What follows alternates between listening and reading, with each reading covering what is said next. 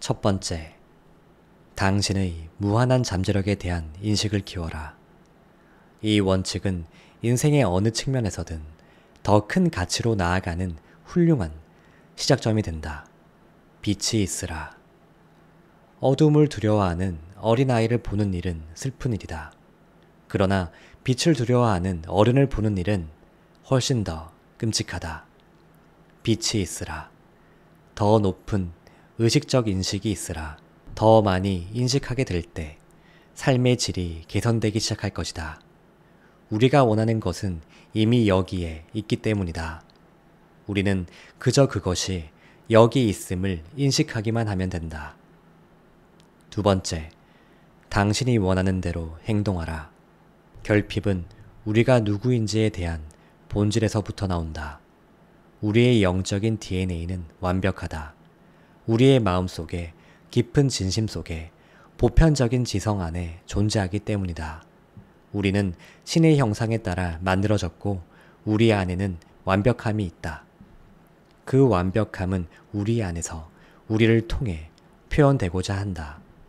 완벽함은 표현과 확장, 더 큰 가치를 위해 존재한다. 그 표현은 결핍이라는 형태로 우리의 의식 속에 등장한다. 나는 이걸 원해. 우리는 원하는 것을 얻으려 비상한 노력을 할 것이다. 때로는 원하는 것을 얻기 위해 비정상적인 일도 할 것이다. 지칠 때, 달리고 피곤할 때 공부할 것이다. 우리의 결핍은 우리라는 존재의 본질에서 비롯된다. 즉, 내가 더 큰 가치를 창조하기 위해 너를 통해 움직이리라 라고 말하는 신 또는 영혼의 방식이다. 결핍은 획득이 아니다. 획득은 결핍의 부수적인 이익이다. 결핍은 성장이다. 셋째, 결단을 내려라. 우리가 뭔가를 얻을 수 있는 것은 그렇게 프로그래밍이 되었기 때문이다. 우리는 얻은 것과 조화를 이룬다. 아직 얻지 못했다면 원하는 것과 조화를 이루지 못했기 때문이다. 원하는 것을 좇으려면 패러다임을 바꿔야 한다.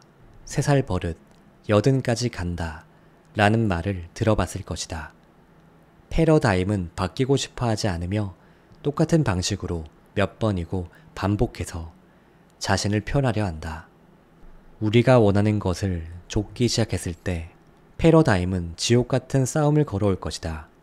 아마도 몹시 불편해지고 우리 안의 모든 소리가 그만두라고 외칠 것이다. 자신이 하는 일을 진심으로 이해하지 못한다면 어쩌면 그만둘 수도 있다. 그러나 분명하게 이해하고 있다면 계속 앞으로 나아갈 가능성은 꽤 높다. 10%도 안 되는 사람들이 실제로 위대한 목표를 쫓고 대부분 사람은 그 목표를 가질 수 있다고 스스로 이해하지 못하기 때문에 좋지 않는다. 넷 킹 콜은 오래전에 다음과 같이 아름다운 노래를 불렀다. 그런 척 해봐. 우울할 때 행복한 척 해봐. 이 노래의 가사를 구해서 읽어보고 공부하고 외워보자. 네 번째, 추구하는 목표에 온전히 헌신하라. 헌신은 프로와 아마추어를 구분하게 해준다. 동기부여 작가이자 강사인 켄 블랜차드는 우리가 뭔가에 흥미가 있을 땐 불편하지 않은 경우에만 그 일을 하지만 헌신적일 땐 무슨 일이든 개의치 않고 해낸다고 했다. 무엇을 추구할 것인지는 헌신적인 태도로 결정해야 한다. 그 일은 되돌릴 수도 없고 멈출 수도 없어야 하며 반드시 일어나야 한다. 법칙을 이해하면 헌신은 훨씬 쉬워지고 즐거운 여정이 된다. 다섯 번째, 책임 조력자를 두어라. 얼 나이팅게일은 책임감을 성공의 보험 증권이라고 부른다. 만일 책임 조력자가 있다면 이는 계속 견디고 나아갈 것이라는 보험 증권을 준비한 셈이다. 누군가가 내 책임 조력자이고 내가 진심으로 그를 존경한다면 그 역시 진심으로 나를 존경하길 바랄 것이다. 만일 그에게 어떤 일을 하겠다고 얘기하고 내가 계속 책임감을 가질 수 있게 해달라고 부탁한다면 그만두고 싶은 생각이 불쑥 떠오르다가도 즉시 이렇게 생각할 것이다. 내가 그렇게 했다가는 그가 나를 어떻게 생각하겠어? 책임 조력자는 우리가 고개도 들지 못하고 일하게 만든다. 그리고 모든 상황이 그만두라고 종용하더라도 우리가 계속 앞으로 나아가게 해준다. 따라서 책임 조력자는 매우 소중하다. 샌디 갤러거는 내 책임 조력자다. 내 아들 브라이언과 동료 패기 맥콜 역시 그런 관계다. 이들은 단지 서로에게 책임이 있기 때문에 목표에 도달할 때까지 서로를 돕는다. 책임 조력자는 천금 같은 가치를 가진다. 책임 조력자를 현명하게 선택하고 그 후에 책임을 지자. 6번째, 에너지를 한 곳으로 집중시켜라. 집중은 에너지를 더하고 진폭을 넓히며 우리의 개인적인 능력을 이끌고 향상시킨다. 감정은 진동을 의식적으로 인식하는 것이다. 기분이 좋지 않을 때 우리는 나쁜 진동에 있는 것이며 기분이 좋을 때는 좋은 진동에 있는 것이다. 쇼핑몰에 갔는데 뒤에 있던 어떤 사람이 우리를 바라본다면 그 눈길을 느낄 수 있다. 그는 우리에게 시선을 맞추고 또 집중한다. 에너지를 자신의 의식으로 끌어와 마치 레이저처럼 우리를 겨냥한다. 그의 생각은 우리의 뇌에 부딪혀 진동을 만들어내고 우리는 그 에너지를 느끼고 그를 느낀다. 그래서 뒤돌아보면 그가 당신을 바라보고 있다. 집중은 진동의 폭을 넓힌다. 진동은 에너지를 앗아가고 투사를 서두른다. 그러면서 에너지에 레이저 같은 초점을 부여한다. 집중이 중요한 이유가 바로 여기에 있다. 집중은 의지의 행위다. 의지를 개발하는 방법으로 초가 꽂힌 촛대를 가장 좋아하는 의자 반대편에 놓아보자. 그리고 혼자 있을 때 촛불을 켜고 잠시 앉아서 불꽃을 응시하자. 불꽃과 하나가 될 때까지 불꽃을 계속 응시하라. 마음이 산만해진다면 당연히 산만해지겠지만 그 마음을 다시 불꽃으로 끌어오자. 매번 마음이 방황할 때마다 다시 데려와야 한다. 기분 나빠하지 말고 그냥 다시 데려오면 된다. 가장 좋아하는 의자 앞쪽에 있는 벽에 동그란 점을 붙이고 그 점을 응시하자. 마음이 산만해지면 다시 그 점으로 끌고 오자. 한 가지 일에 집중할 수 있을 때 어떤 일에도 집중할 수 있다. 의지가 강화되었기 때문이다. 의지는 우리가 마음속 화면에 한 가지 생각을 유지할 수 있게 해주는 정신적 능력이다. 앨프 월도 에머슨이 말했듯이 성장할 수 있는 것은 오직 우리가 에너지를 준 대상이다. 집중한 상태일 때 우리는 원하는 대상에 더 많은 에너지를 줄 수 있다. 7번째, 스스로를, 서로를 규율하라. 이 책을 60일간 매일 아침 30분씩 읽기로 약속하자. 그리고 이 프로젝트에 협력자를 끌어들이자. 친구를 한 명 찾아서 그가 이 책을 가지고 있지 않다면 한 권을 사서 안겨주어라. 책에 짧은 메모를 남겨주면 더욱 좋아할 것이다. 그러고 나서 이렇게 말하라. 매일 아침 30분씩 이 책을 너와 함께 공부하고 싶어. 내가 책임감을 느끼게 해줘. 나도 내가 책임을 느끼게 할게. 30분 동안 읽은 다음에는 무엇을 배웠는지 확인하고 토론도 하자. 이 행동에 전념한다면 이 책에서 읽은 모든 효과를 누릴 것이다. 누구라도 그 효과를 누릴 자격이 있으며 따라서 효과를 누릴 것이다. 8번째, 생각대로 살기 시작하라. 비전과 엔지니어링의 합성어로 꿈을 현실로 만들기 위한 전략이나 과정을 가리키는 개념인 비전이어링은 우리가 추구하는 바를 달성하기 위해 상상을 활용하는 것이다. 비전이어링은 마음에 질서를 가져오고 우리에게 필요한 것들을 질서정연하게 끌어당긴다. 보통 사람의 마음은 사방에서 제멋대로 펄떡거린다.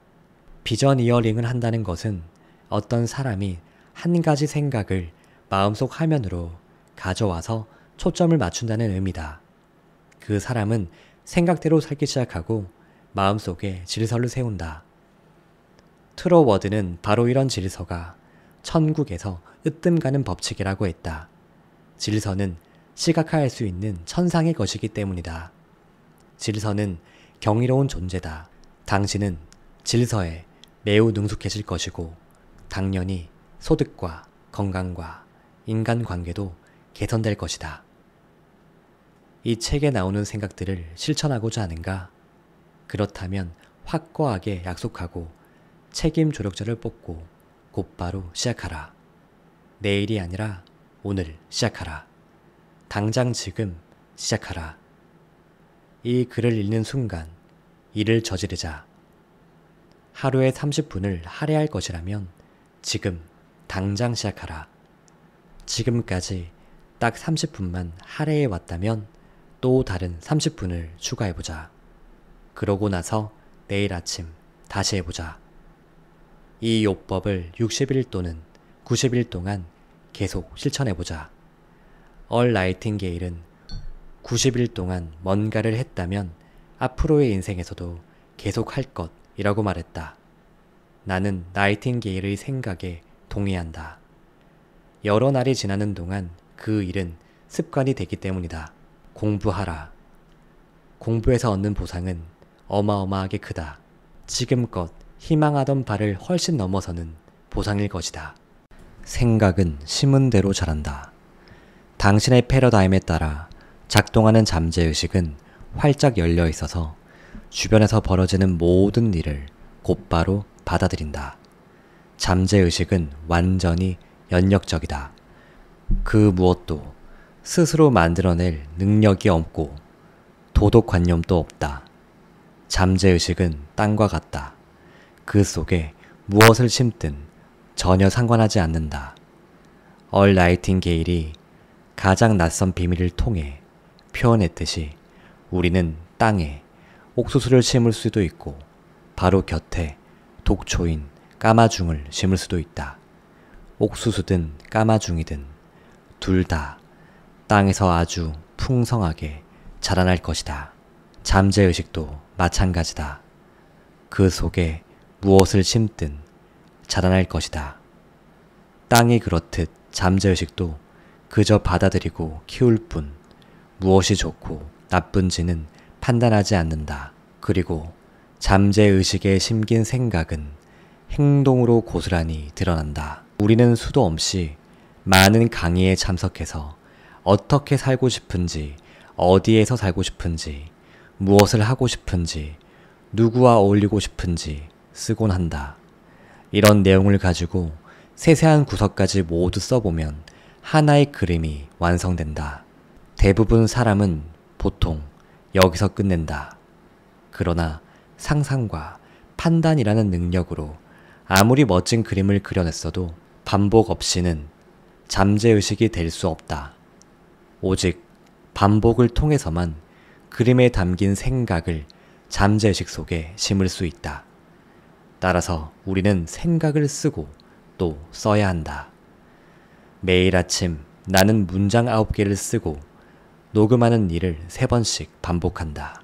그리고 이것을 동업자인 샌디 갤러거에게 보내는데 샌디도 똑같이 한다. 우리가 서로 같은 생각을 공유한다는 의미다. 이런 반복과 공유를 통해 우리는 사업을 바라보는 방식과 이루고 싶은 목표, 즉 비전을 강화한다. 우리는 이런 의식을 계속 이어나갈 것이다. 그렇게 회사를 꾸려가며 우리가 살고 싶은 세상을 만들어 나갈 것이다. 이것이 바로 지금 해야 할 일이다. 글을 쓰자. 글을 쓰면 생각을 하게 되고 생각을 하면 그림을 그릴 수 있다. 상상력을 발휘해 머릿속에 그림을 그리고 말과 글로 그림의 색을 입혀 아름다운 작품으로 완성하자. 언젠가 한 미술가에게 어떻게 그토록 아름다운 작품을 만들어낼 수 있었는지 물었는데 그는 이렇게 대답했다. 저는 꿈속에서 그림을 그립니다. 그리고 꿈을 그림으로 그리죠. 바로 이것이 우리가 해야 하는 일이다. 그림을 그리는 꿈을 꾸고 꿈을 그림으로 그리는 일. 이런 비전을 몇 번이고 반복해서 쓰는 것은 잠재의식을 통해 보편적 지성에 심는 것이다. 이 보편적 지성은 법칙대로 작용한다. 이것은 당신이 아프리카 한가운데에 있든지 시카고 한복판에 있든지 어디에 있든 상관없이 모두에게 똑같이 적용되는 법칙 중의 법칙이다. 당신이 원하는 생각을 지속 반복적으로 잠재의식 속에 깊숙이 새겨 넣으면 이 생각은 법칙에 따라 반드시 당신을 통해 드러나게 되어 있다. 원하는 생각을 지속적으로 의식에서 반복해서 잠재의식에 새기는 사이에 당신은 다른 행동을 할 수밖에 없고 그 행동은 반드시 다른 결과로 나타날 수밖에 없다. 시크릿이 출간되고 얼마 되지 않아 비행기를 탔는데 뒷좌석에 앉은 어떤 남자가 손을 뻗어 내 어깨를 툭툭 쳤다. 나는 돌아보며 물었다. 누구시죠? 자신을 프로골퍼라고 소개한 남자는 뉴욕에서 열리는 페덱스 토너먼트 대회에 참석하러 가는 길이라고 했다. 그리고 얼마 전에 시크릿을 읽었다면서 이렇게 말했다. 선생님이 저를 좀 도와주실 수 있을 것 같네요. 어쩌면 아주 많이 도울 수 있을 겁니다. 어쩌다 보니 정말 그렇게 되기는 했지만 나는 남자에게 새로운 패러다임을 만들어내려면 잠재의식 속 생각들을 어떻게 바꿔야 할지 말해주었다. 바로 이것이 지금 당신이 해야 할 일이다. 패러다임은 우리의 행동을 지배하고 우리가 원하는 결과를 안겨주는 그림과 같다. 왜 그런 결과가 나왔는지는 걱정할 필요가 없다. 당신과 합이 맞기 때문에 나타나는 결과일 테니까. 자신이 진정 원하는가를 물어라. 그 무엇도 창조되거나 파괴되지 않는다. 이 말에 대해 한번 생각해보자. 과학과 신학은 모든 것이 이미 여기에 어떤 상태로든 존재한다고 가르친다. 사람들은 가끔 결정을 내리지 못해 어려움을 겪는다. 부가 어디서 모습을 드러낼지 모르기 때문이다. 결정을 내릴 때 고려해야 할 유일한 전제 조건은 이것이다. 나는 그러길 원하는가? 돈, 지원, 사람 등 그 무엇도 중요하지 않다. 결정을 내릴 때 생각해야 할 오직 한 가지는 나는 그러길 원하는가이다. 우리가 원하는 것은 우리가 움직이는 주파수보다 훨씬 더 높은 주파수에 있다. 결정을 내리고 그 결정에 충실할 때 우리는 원하는 것이 있는 주파수로 마음을 돌리게 된다. 그리고 그 주파수에 머무르며 내린 결정은 우리의 새로운 패러다임이 된다. 이 주파수를 유지해야 한다. 주파수는 행동뿐 아니라 우리가 끌어당기는 대상을 통제하기 때문이다. 우리의 마음은 라디오나 전화기와 같은 방식으로 움직인다. 그렇기 때문에 우리가 욕망하는 가치의 주파수에 맞춰 움직여야 한다. 내가 15살이었을 때 우리 집에 처음으로 전화기가 생겼다. 50명 정도 되는 사람이 한 번호를 공유해서 쓰는 공동전화였다. 왜 당시에는 공동전화라는 걸 썼을까? 무한히 많은 주파수가 존재한다는 사실을 몰랐기 때문이다. 일단 이 점을 짚고 넘어가자. 지금은 당연히 아는 사실이지만 지구상의 모든 사람이 각자의 전화번호를 가질 수 있다. 세상에는 무한히 많은 주파수가 존재하기에 수백만 개의 전화번호도 존재한다. 우리가 쓰는 전화번호는 주파수다. 우리 마음속에는 패러다임이 주파수다. 잠재의식 속 그림은 우리가 존재하는 주파수이며 우리가 무슨 일을 하고 무슨 일이 다가올지를 지시한다. 이 책을 집필하는 동안 바깥 세상에는 팬데믹이 진행되고 있었다. 슬픈 일이기는 하지만 이 사건이 나를 멈추지는 못할 것이다.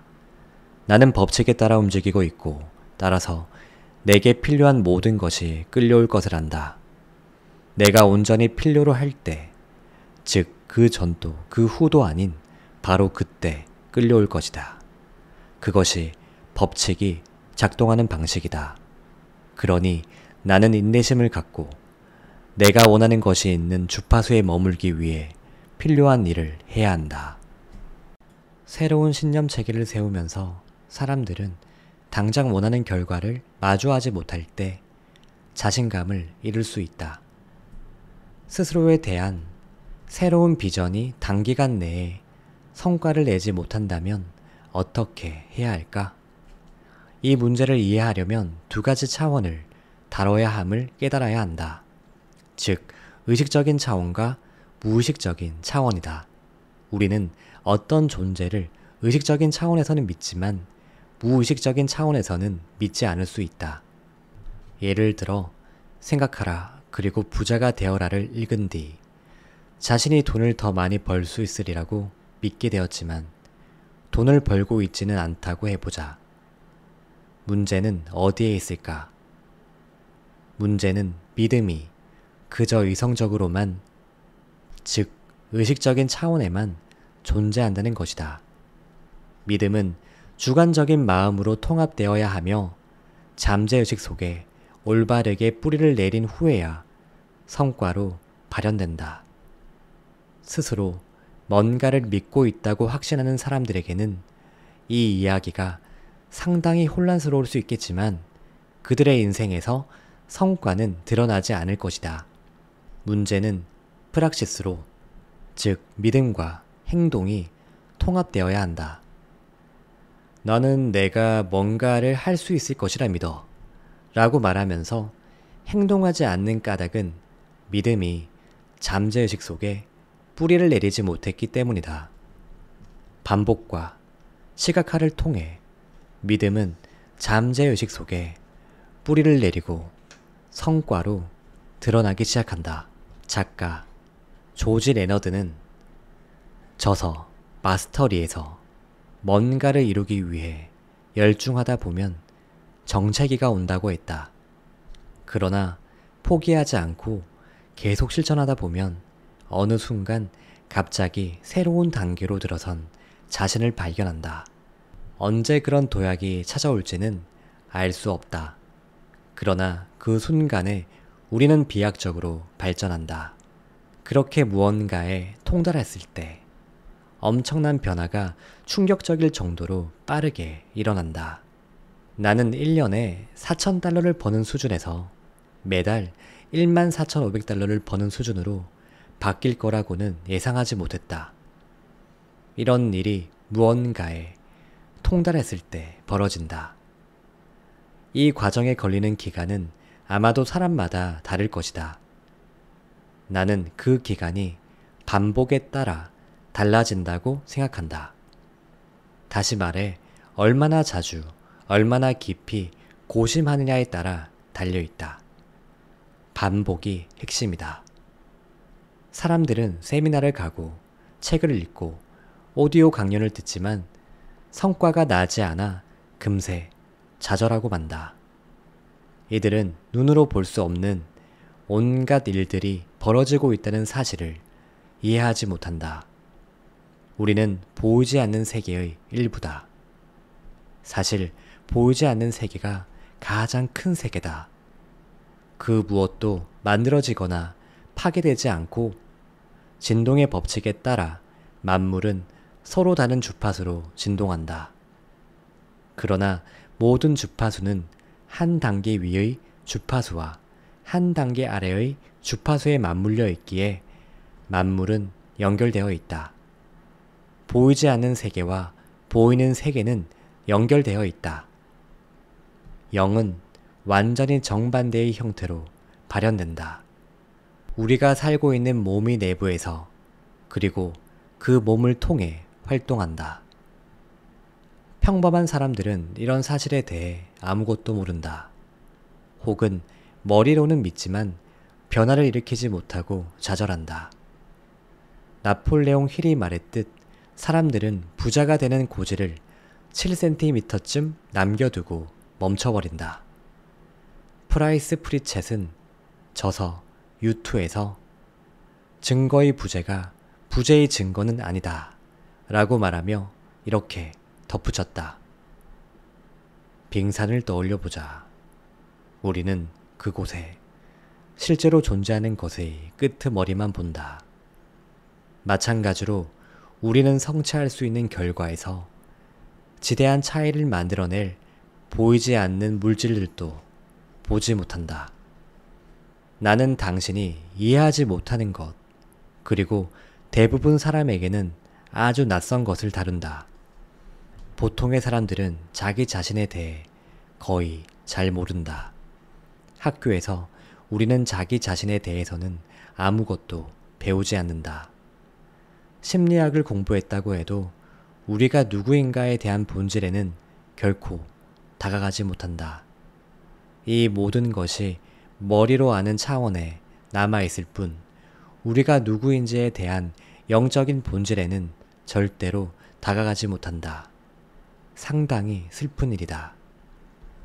처음 이야기를 들었을 때는 바보 같은 생각이라고 느꼈다. 하지만 그 설명을 해준 남자는 이렇게 말했다. 제 방식은 효과가 있고 당신의 방식은 효과가 없잖아요. 제 방식을 시도해보는 건 어때요? 그는 행복하고 건강하며 부유했다. 나는 불행하고 아프고 파산한 상태였다. 그는 이렇게 말했다. 제가 말한 대로 해보세요. 제가 당신에게 거짓말을 했다고 생각될 때까지 지금 제가 무슨 소리인지도 모르고 말한다고 생각될 때까지요. 나는 맞는 말이라고 생각했고 그의 조언을 따랐다. 곧 모든 것이 바뀌기 시작했다. 물론 내 신념 체계도 바뀌기 시작했다. 예를 들면 우주 개발 프로그램의 아버지라고 불리는 베르너 폰 브라운에 대한 생각이 그렇다. 그는 오랫동안 우주를 연구하면서 신의 존재를 확신하게 되었다. 우주를 지배하는 자연의 법칙은 너무나 정확해서 우주선을 만들거나 사람들을 달에 보내거나 1초 안에 착륙 타이밍을 맞추는데 아무런 어려움이 없다고 그는 말했다. 그리고 이 법칙은 분명 누군가가 이미 설정했을 것이라고도 했다. 나는 그 생각이 마음에 들었고 그래서 받아들였다. 비결은 최선을 다해 법칙들을 이해하는 것이다. 그러고 나면 어떻게 상황이 벌어지는지 이해하기 시작한다. 반복해서 새기고 느끼고 그려라. 여전히 나는 내가 가진 것보다 더 많은 것을 원한다. 더 많은 돈을 원하는 것이 아니라 내가 더 많이 성장하기를 바란다. 나는 무한한 지성이나 신과의 하나됨에 좀 더 깨우치고 싶다. 이해하고 배우기 위해 정진하고 또 정진하면 결국 깨우칠 수 있으리라고 믿는다. 우리는 지금보다 더 정진해야만 한다. 자신이 욕망하는 가치를 그림으로 그리고 글로 써야 한다. 마음속에 이미지를 만들어냈다면 반복을 통해 그 이미지를 잠재의식에 새기고 스스로 느끼도록 해야 한다. 이를 실현해야 한다. 네빌은 이를 결정적 상상이라고 불렀다. 이루어졌다고 생각하는 것이 모든 기적의 시작이라는 의미이다. 목표를 향해 노력하는 것이 아니라 마음속에서 이미 이루어졌다고 생각한 자신의 모습에 감정적으로 이입하는 것이다. 이것이 육체적인 차원으로 넘어가는 것은 시간 문제이다. 당신은 지금 그렇게 살아야 한다. 이때 지금의 의미란 이렇다. 마음속에서 원하는 것을 본 순간, 감정적으로 이입하는 순간, 이미 당신이 이룬 것처럼 여겨라. 때론 주변 사람들이 미쳤다고 말할지 모르지만 그래도 괜찮다. 그들은 우리가 무엇을 하든 그렇게 생각할 것이다. 그들은 모른다. 자신이 모른다는 사실조차 모른다. 우리는 앞으로 나아가고 있고 자신은 그렇지 못하기 때문에 우리가 미쳤다고 생각한다. 심지어 우리가 실수하고 있다고 생각할지도 모른다. 사실을 말하면 우리는 올바른 방식으로 행동하기 시작했지만 이렇게 행동하는 사람은 아주 극소수다. 사람들의 95%가 똑같이 노력하지만 오직 5%만이 성공한다. 한 독일 여성은 나 역시 알고는 있었지만 한 번도 누군가에게는 들어보지 못한 것을 말해주었다. 모든 성공은 5%의 전략과 95%의 마인드셋이에요. 옳은 말이다. 우리는 프로그래밍 된 대로 살아왔고 외부에서 주어지는 환경과 조건에 따르는 방식으로 살아왔다. 또한 단순한 오감이 주는 자극에 쉽게 반응하고 휘둘리며 살도록 배웠다. 세상은 우리에게 이렇게 말한다. 내가 내게 말하는 걸 들을래? 내가 내게 보여주는 걸 볼래? 우리 집에는 강아지 2마리가 산다. 우리 강아지들은 보고, 듣고, 냄새를 맡고, 맛을 보고 무언가 만질 수는 있지만 나처럼 관점, 의지, 판단, 상상, 직관, 기억 같은 지적 능력은 가지고 있지 않다. 외부에서 들어오는 감각에 따라 살면 인간만이 지닌 지적 능력은 사용하지 못한다. 목표는 이루기 힘든 것이어야 한다. 한편 우리는 잘못된 방향으로 상황을 풀어나가곤 한다. 그 배경에는 잘못된 목표가 있다. 나는 목표를 A형, B형, C형으로 분류한다. A형 목표는 이미 얻는 법을 알고 있는 목표다. 그러나 목표는 얻는 것이 목적이 되어서는 안 된다. 얻는 것은 그저 부산물에 지나지 않는다. 목표는 성장을 위한 것이다. 목표는 우리 내면에 잠들어 있는 놀라운 힘을 끌어올릴 수 있게 해준다. 언젠가 세미나에서 어떤 사람에게 물었다. 당신의 목표는 무엇인가요? 저는 새 차를 가지고 싶어요. 그 사람이 말했다. 나는 다시 물었다. 어떤 차를 원하나요? 폰티악이요. 지금은 무슨 차를 몰고 있죠? 폰티악이요. 아, 그렇군요. 그 차는 연식이 얼마인가요? 4년 됐어요. 그럼 그 차를 소유한 지는 얼마나 되었나요? 4년이요. 그렇다면 4년 전 새 폰티악 차를 샀다는 거네요. 맞나요? 네. 그렇다면 그건 좋은 목표가 아니에요. 이미 당신은 어떻게 새 폰티악을 가질 수 있는지 알고 있어요. 빵을 사려고 가게에 가는 것은 목표가 아니에요. 그래도 계속 빵을 사러 가겠지만요. 하지만 그 행동에는 더 나아질 수 있는 성장이랄 게 없죠. 한편 B형 목표는 자신이 할 수 있다고 생각하는 목표다. 이 사람이 제게 빚을 갚았어요.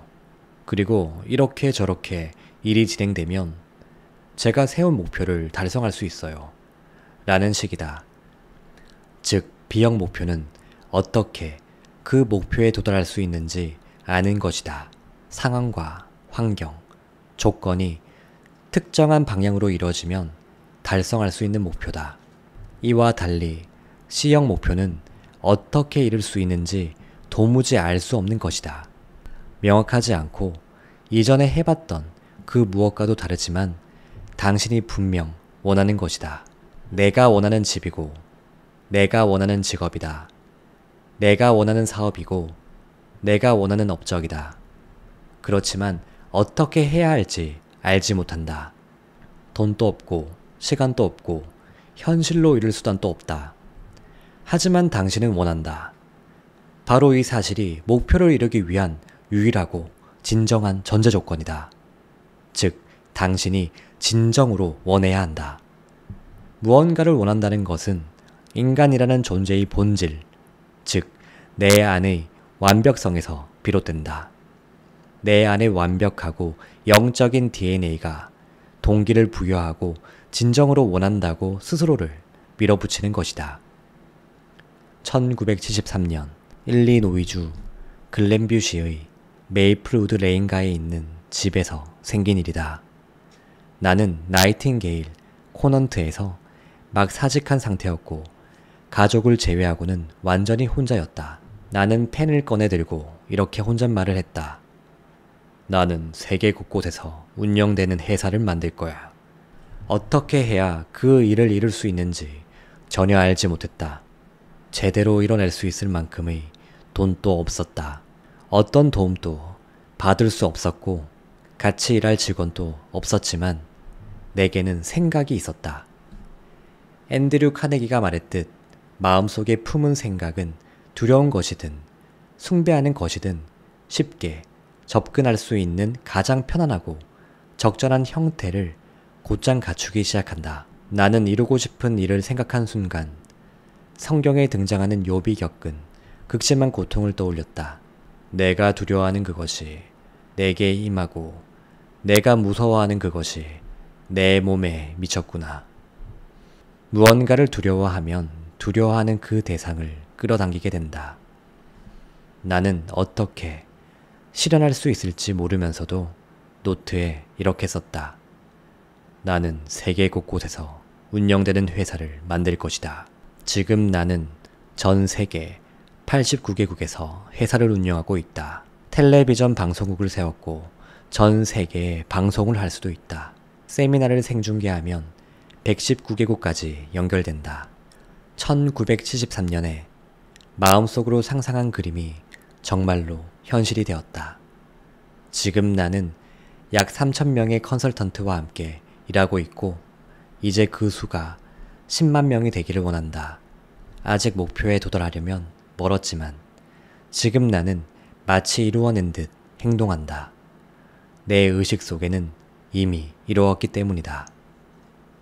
C형 목표를 가지면 예전에 가보지 못했던 곳으로 갈 수 있다. 스티븐 잡스가 이런 말을 한 적이 있다. 앞만 내다보면서는 점을 이을 수 없다. 뒤를 돌아봐야만 점을 이을 수 있다.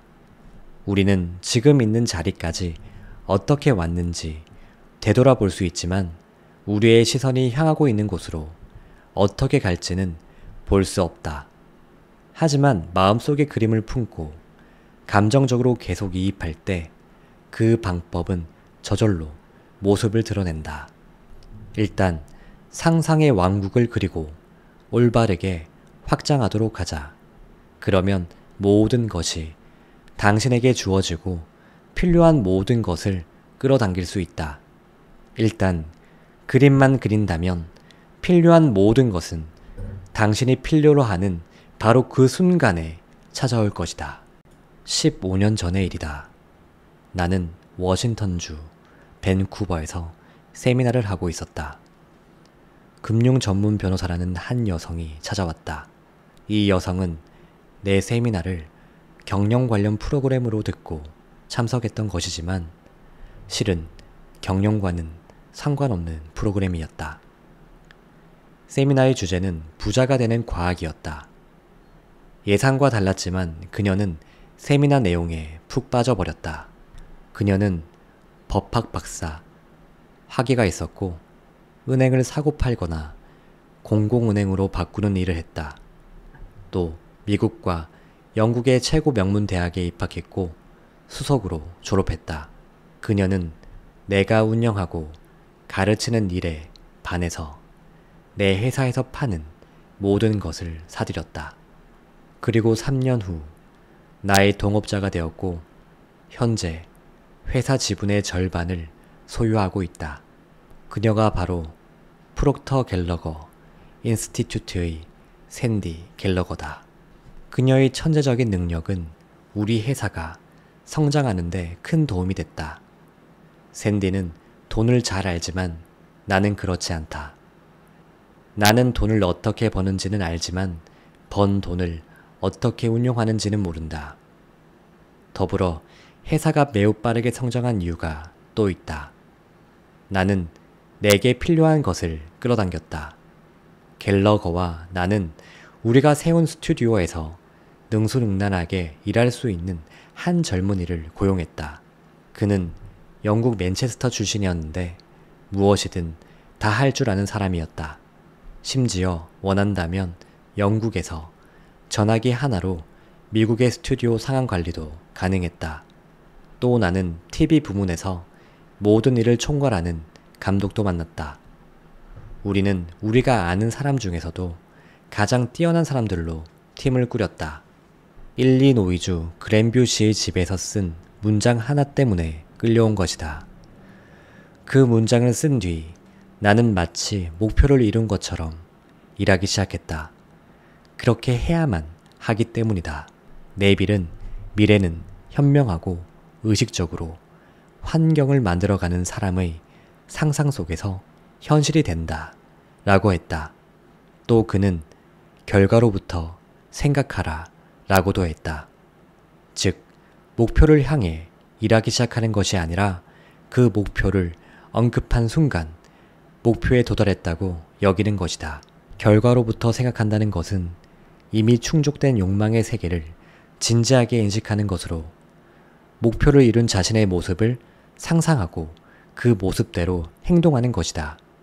그러니 인생을 살고 싶은 방식을 담은 하나의 그림으로서 패러다임을 세워라.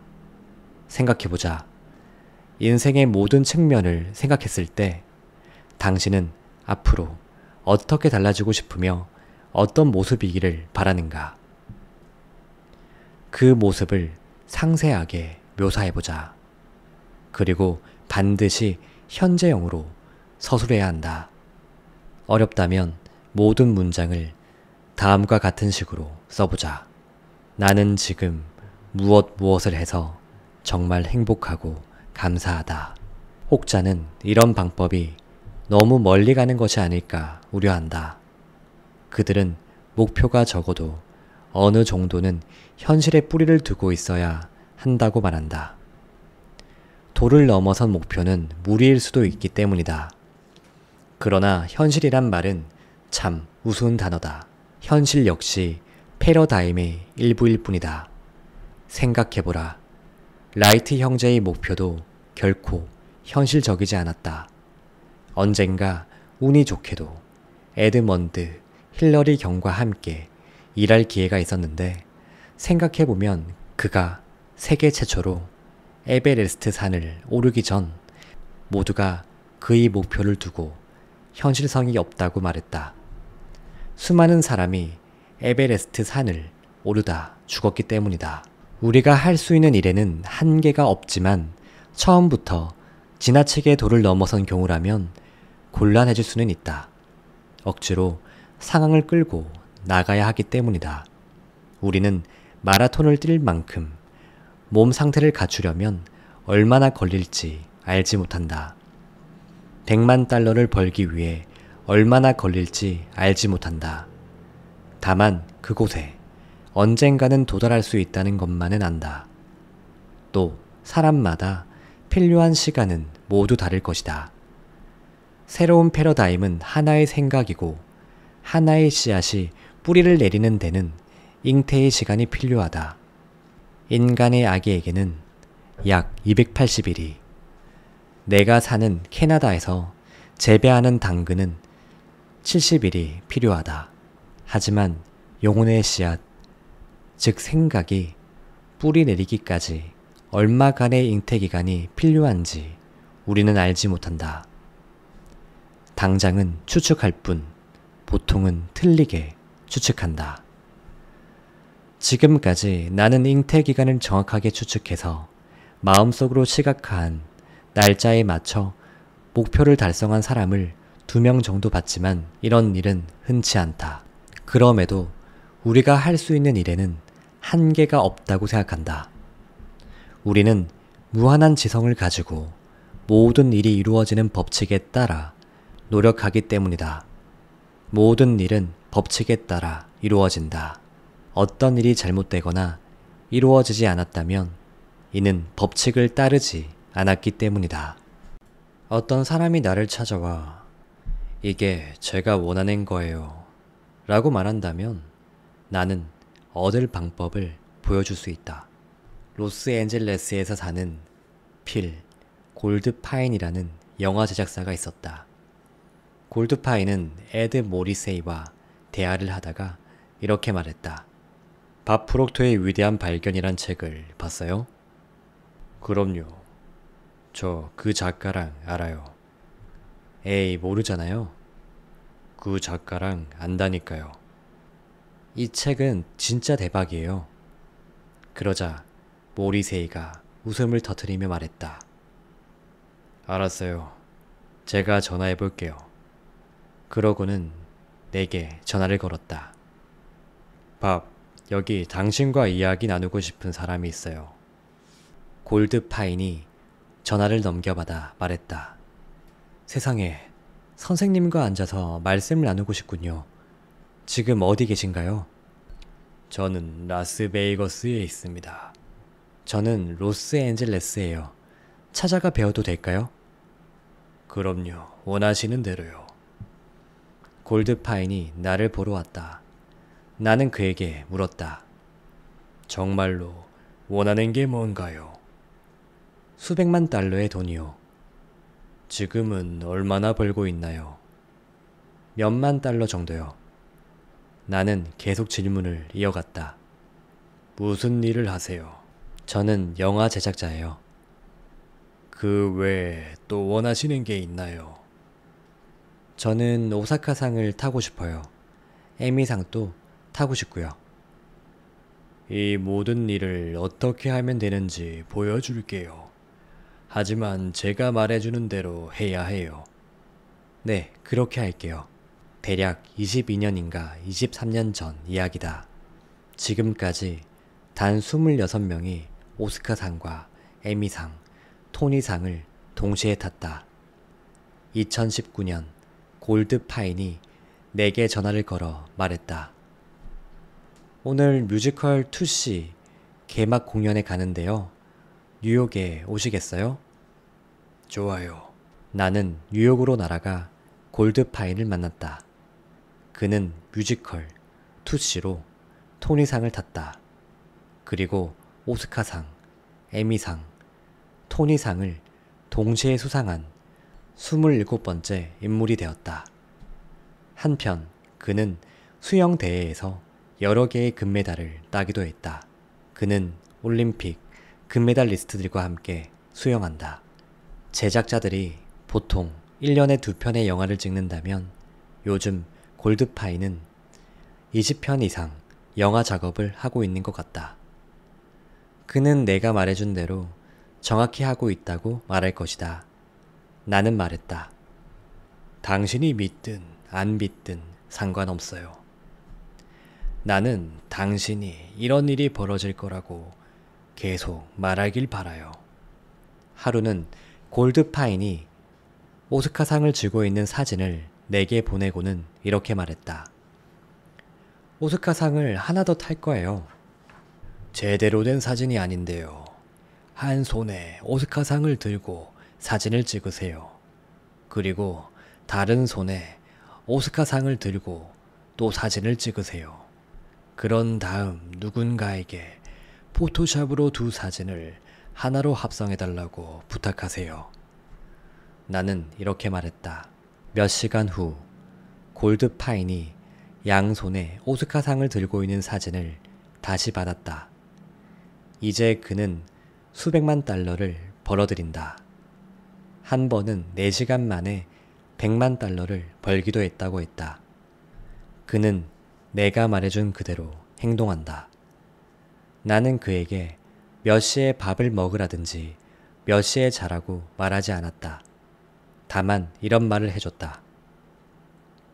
자리에 앉아서 무엇을 원하는지 상상해 볼 때 상상이 흘러가는 대로 내버려 두세요.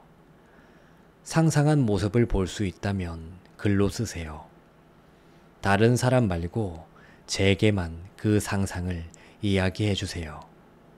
왜냐하면 사람들은 모두 당신을 비웃을 테고 당신은 그런 일을 겪을 필요가 없으니까요.